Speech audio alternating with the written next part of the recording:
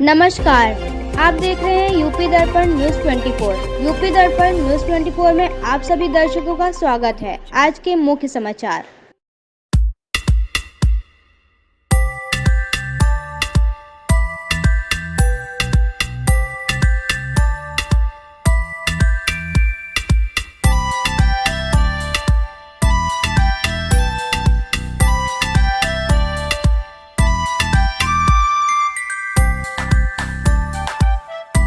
लखीमपुर खीरी जनपद में फूलबहर क्षेत्र के सुंदरवल गांव के बाहर बने नहर साइफन के दक्षिण क्षेत्र में गन्ने की पताई फूंकते समय आग लगने से करीब 8 एकड़ गन्ना जलकर राख हो गया।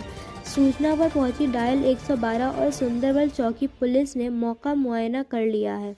सुंदरवल कस्बे के नसीमुल्ला के खेत को भीकमपुर निवासी गया प्रसाद पुत्र लेखराम ने ठेके पर गन्ने की फसल लगाई थी। गन्ना छीलने के बाद मंगलवार दोपहर गया प्रसाद ने खेत में पड़ी पताई फूंक रहा था। तभी कैसर खां का 8 बीघा, वहीद खां 4 बीघा, समीउल्ला 3 बीघा, साकिर 3 बीघा, सफ़ीउल्ला 2.5 बीघा, वसीउल्ला, सनाउल्ला, नसीमुल्ला, जकीउल्ला, जबरुल्ला, यूसुफ का करीब 8 एकड़ गन्ने की फसल में आग लग गई। जब तक ग्रामीण किसी तरह आग पर काबू पाते तब तक गन्ना जलकर राख हो गया। ग्रामीणों ने हल्का लेखपाल रामकृष्ण मिश्रा को आग लगने की सूचना दे दी है और लेखपाल ने मौका मुआयना कर लिया है।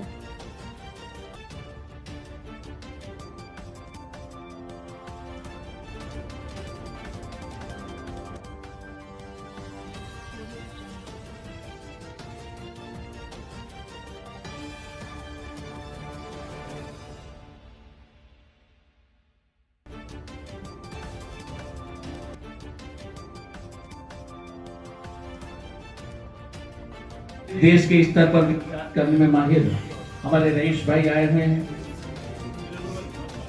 और भी साथी आए हुए हैं। हम चाहते हैं कि भाई अजय सिंह जी उन सभी का माल्यार्पण कर स्वागत करें। भैया रईस जी आइए।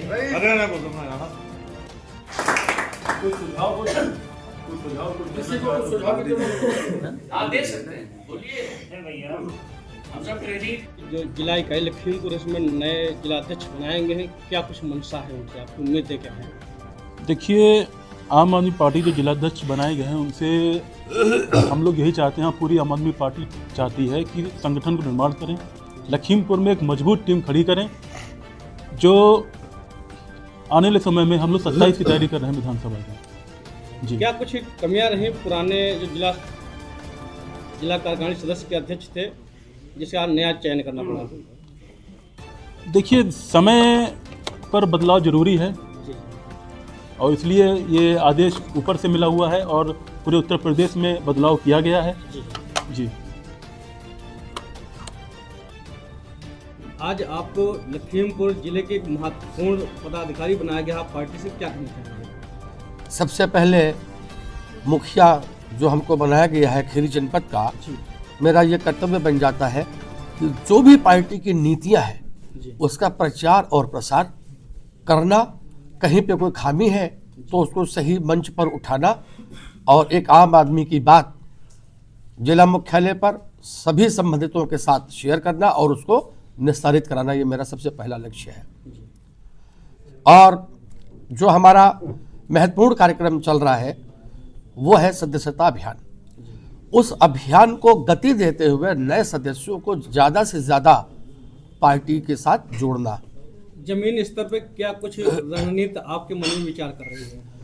रणनीति जो है वो भविष्य में आने वाले चुनावों को लेकर है, संगठन का पुनः निर्माण करना है, ये सबसे बड़ी चुनौती है। आज मेरा 4था या 5वां दिन है जनपद में अपनी भूमिका को निभाने के लिए और मैं पूरी कोशिश कर रहा हूँ। उसी के क्रम में मैंने ये आज एक बैठक का आयोजन किया है कि सबकी बात सुनूं, समझूं, कहाँ पे क्या कमियां रही हैं, कैसे उसको दूर करूं और सभी को साथ लेकर, सबके विचारों को समझते हुए उनको साथ लेकर मैं संगठन का निर्माण करूँ। क्या आप छत्री हैं, छत्री होने के नाते आपको छत्रियों का सपोर्ट आप पार्टी को मिलेगा? देखिए, हमारी पार्टियां आप देख लीजिए 2012 में जब से पार्टी हमारी बनी है तब से किसी भी समाज को लेकर, वर्ग को लेकर, धर्म को लेकर नहीं बनी। हमारी स्पष्ट नीति जो पार्टी की है वही है कि सबका साथ। जैसे हमने जो भी दिल्ली सरकार, पंजाब की सरकार, 2 प्रांतों में हमारी सरकारें हैं, और हमने जो भी नीतियां लागू की हैं, चाहे एजुकेशन, फ्री एजुकेशन, मोहल्ला क्लिनिक्स, बहनों को बसों में यात्रा, उनके लिए हर बस में एक बाउंसर की स्थापना, 200 यूनिट बिजली फ्री देना, जितनी भी योजनाएं हैं वो कहीं भी रिजर्वेशन उनमें कहीं भी नहीं है। जिस तरीके से भ्रष्टाचार और बेरोजगारी फैली हुई है, उस पर क्या कुछ बोलना चाहिए? उस पर हम लोग दिल्ली में भी आपने देखा कि पहले हमारा सरकार में जाने का कोई मतलब नहीं था, लेकिन अगर किसी कमरे में कोई गंदगी है उसको दूर से हम साफ नहीं कर सकते, हमें कमरे में कूदना ही पड़ता है। शायद इसीलिए आम आदमी पार्टी का जन्म संघर्षों में ही हुआ है और उसमें बहुत हद तक हम लोग कामयाब हुए। आपने देखा कि जब लोगों के ऊपर ये सब होने लगा तो उन्होंने हमारे ही नेताओं के ऊपर शिकंजा कसना शुरू किया, लेकिन वो असफल रहे। जेल में डालना उनका अधिकार था, वो डालते रहे, लेकिन माननीय सुप्रीम कोर्ट ने भी कहा कि आज ईडी को भी फटकार लगा दी कि इतने समय तक आप किसी को जेल में कैसे रख सकते हैं, आप तो निराधार हैं। भाई अगर कोई भी एप्लीकेशन आपने लगाए हैं तो इतनी भी चिट तो कहीं मिलती। जनपद में जो तालाब और सरकारी भूमियों पर लगातार कब्जे हो रहे हैं, हाँ। उस पर क्या कुछ? देखिए, मैं तो ये मानता हूं कि किसी भी इंडिविजुअल की आप बात करें तो किसी भी आदमी की इतनी हैसियत नहीं है कि वो सरकारी संपत्तियों पर बिना किसी मिलीभगत के कब्जा कर सके। जाहिर सी बात है कि इसमें जो हमारी राजनीतिक पार्टियां हैं, सत्तारूढ़ पार्टियां हैं, इनका पूरा प्रश्रय ऐसे लोगों पे है। शायद इसी वजह से प्रशासन भी देखिए मूक दर्शक बना रहता है। पिछले कुछ उदाहरण आपके सामने भी ताजे भी हैं, जिसमें प्रशासन की मौजूदगी में लोगों के साथ अभद्रताएं हुई, इनकी सरकार में इनके विधायकों पर हमले भी हुए, प्रशासन मौन रहा। इस पर कहने से कोई लाभ नहीं है, क्योंकि तू ही कातिल, तू ही रहबर, बता तेरी अदालत में फैसला क्या होगा। सवाल तो सबसे बड़ा ये है, हम लोग क्या कर सकते हैं? अपनी बात को उठा सकते हैं, धरना कर सकते हैं, प्रदर्शन कर सकते हैं, अनशन कर सकते हैं, लेकिन काम तो वही करेगा जिसके पास कलम है। जैसा कि अस्पतालों में भैया ने बोला कि अस्पतालों में 1 रुपये का पर्चा बनता है और वहाँ पे दवाई बाहर से लिखी जाती है जी, तो क्या ये भ्रष्टाचार नहीं है क्या? भ्रष्टाचार कहाँ नहीं है, मैं तो आपसे ये पूछना चाहता हूँ। आप अस्पताल की बात छोड़ दीजिए, आप तहसील चले जाइए, रेवेन्यू कोर्ट्स में चले जाइए, आप अस्पतालों की बात करें, अस्पताल चले जाइए, कहीं भी चले जाइए, भ्रष्टाचार है कहाँ नहीं।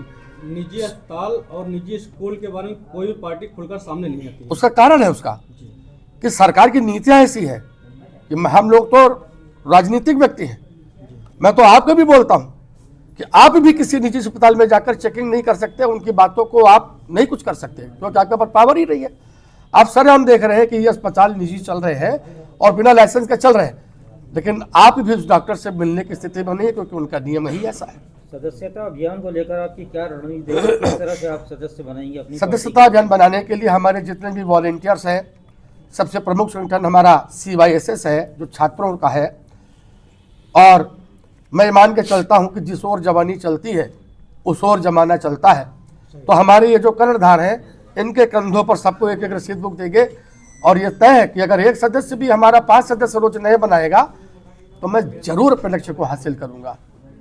एक सवाल और मैं आपसे जानना चाहूँगा, पिछले दिनों एक खबर वायरल हुई कि 2 जज जो हाईकोर्ट के हैं वो विश्व हिंदू परिषद की बैठक में जाके उन्होंने एक समुदाय विशेष के खिलाफ अभद्र टिप्पणी की है, तो इसको आप किस तरह से देखते हैं? देखिए, हर आदमी को मर्यादित रहना चाहिए, और ख़ास तौर से उन लोगों को तो जरूर रहना चाहिए, विशेष ध्यान रखना चाहिए जो संवैधानिक पदों पर बैठे हुए हैं। आज मैं डंके की चोट पे कह रहा हूं